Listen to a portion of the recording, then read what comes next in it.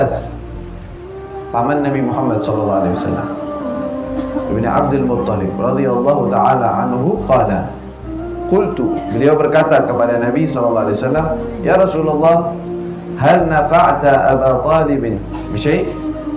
Apakah ya Rasulullah engkau bisa atau memberikan manfaat kepada Abu Talib, pamannya Nabi sallallahu alaihi wasallam juga, ya, yang telah memelihara Rasulullah semenjak beliau kecil?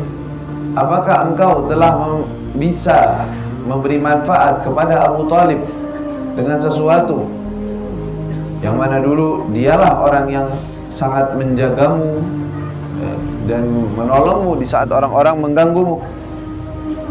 Maka Nabi SAW mengatakan, na'am, iya. Kita tahu semua bahwa maksudnya di sini kenapa kok Abu Talib ditanya apakah Rasulullah memberi manfaat kepada Abu Talib? Karena ketika Rasul sallallahu alaihi wasallam, ya,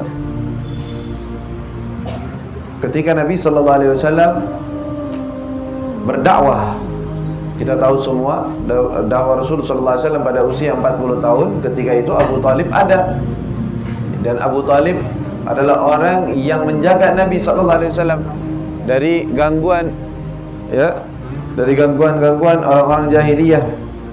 Jadi ketika Abu Talib selalu menolong Nabi sallallahu alaihi wasallam, dakwah Rasulullah sallallahu alaihi wasallam bisa lancar dan bisa Rasulullah menyampaikan risalahnya dibantu dengan adanya Abu Talib. Maksudnya bagaimana? Karena kita tahu semua Abu Talib adalah pemimpin orang-orang Quraisy di saat itu, maka orang-orang tidak ada yang berani mengganggu dakwahnya Nabi.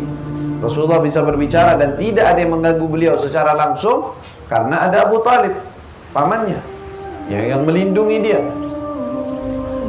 Lalu ketika usia Nabi sallallahu alaihi wasallam 50 tahun, sekitar 51 tahun setelah dakwah Rasulullah 11 tahun, kira-kira tahun ke-11 atau 12 daripada hijrah, itu wafat Abu Talib yang bersamaan dengan wafatnya istri Nabi Sayyidatuna Khadijah, tidak berlamaan.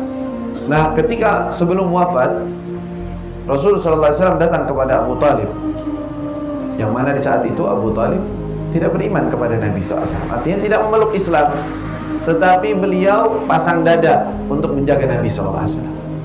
Artinya tidak boleh ada orang ganggu beliau, bebaskan beliau, terserah beliau mau bicara apa, tapi beliau statusnya tetap berada pada agama kaumnya dia, tidak memeluk Islam. Ketika akan wafat, maka Rasulullah datang kepada Abu Talib dan mengatakan, ya Am, qul la ilaha illallah, katakan la ilaha illallah agar nanti aku bisa membantumu di hadapan Allah. Maksudnya memeluk Islam. Dia diam aja, tidak menjawab apa-apa. Dan di saat itu ada beberapa orang-orang pembesar Quraisy juga ada di situ. Ketika Rasulullah bertanya lagi dan mengatakan, wahai pamanku, ucapkan la ilaha illallah agar aku bisa membantumu nanti di hadapan Allah. Abu Talib diam. Lalu orang-orang mengatakan, apakah engkau mau keluar dari agama kakek moyangmu, millata Ibrahim atau millata Abdul Muttalib, jalannya Abdul Muttalib? Lalu dia hanya mengatakan bal ala millati Abdul Muttalib, ya.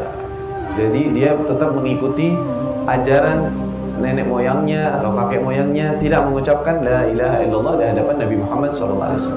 Maka Rasulullah keluar dengan keadaan sedih sekali, karena pamannya yang selalu membantu Rasulullah enggan untuk mengucapkan la ilaha illallah.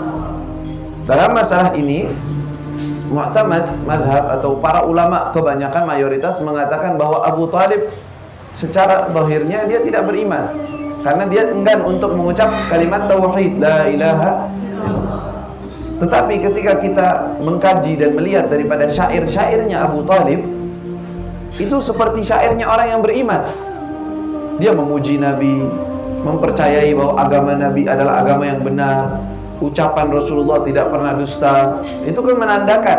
Makanya ada ulama yang mengatakan bahwa Abu Talib itu beriman dengan hatinya, tetapi secara lisan, secara depan, pernyataan, dia tidak menyatakan la ilaha illallah.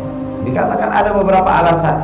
Salah satunya dia khawatir kalau dia mengucap la ilaha illallah sejalan dengan Nabi Muhammad, maka orang-orang kafir Quraisy akan benar-benar mengganggu Rasulullah dengan berani. karena menganggap udah Abu Talib juga sama seperti dia. Tapi ketika Abu Talib berada dalam agamanya mereka, tetapi hanya melindungi Nabi, mereka segan. Karena Abu Talib tetap sama kita, cuman dia ya karena ponakannya, jadi dijaga.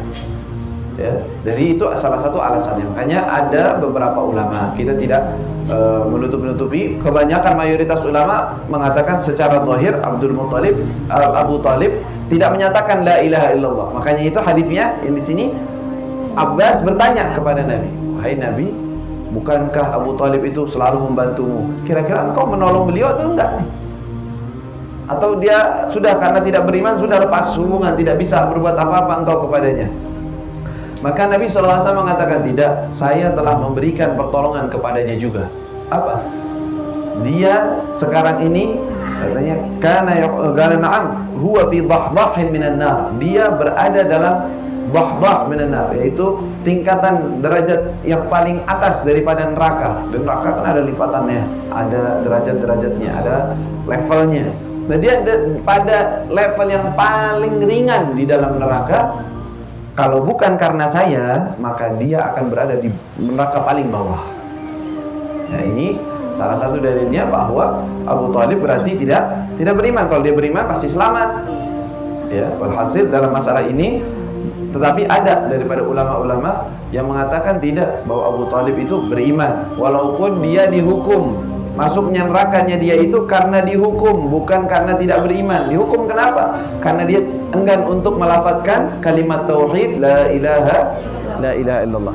Dia tidak mau mengucapkan kalimat tersebut, akhirnya dihukum, dimasukkan ke dalam neraka karena hal tersebut. Tapi urusan seperti ini kita tidak perlu menjadikan ini sebagai daidana atau ucapan-ucapan terus kita ulang-ulang. Oh, itu Abu Talib aja begitu tuh. Karena ini bakal menyakiti Nabi Muhammad SAW. Sudah. Itu urusan Allah, mau dimasukkan kemana, mau masukkan surga, seperti yang diucapkan oleh Nabi Isa alaihissalam kepada Allah Subhanahu wa taala ketika ditanya, "Wahai Isa, apakah engkau memerintahkan orang-orang untuk menjadikan engkau sebagai Tuhan, menyembahmu?" Maka Nabi Isa mengatakan, "Demi Allah, saya tidak mengucapkan kepada mereka kecuali apa yang engkau perintahkan kepadaku, agar beribadah kepadamu dan tidak menyekutukanmu." Lalu Nabi Isa mengatakan, "In tu'adzibhum fa innahum ibaduk." Kalau engkau siksa mereka, mereka hamba-hambamu. Wa in taghfir lahum fa innaka antal azizul hakim. Kalaupun engkau mau mengampuni mereka, itu wewenang mutlak punya Allah Subhanahu wa taala. Makanya urusan-urusan yang semacam ini lebih baik kita lewati saja, mengambil hikmahnya bahwa Rasulullah memberi syafaat kepada pamannya, membantu pada pamannya, walaupun status secara zahirnya beliau adalah tidak Islam, tetapi Rasulullah pun bisa memberi syafaat kepada beliau karena kemuliaan dan keagungan Nabi Muhammad SAW.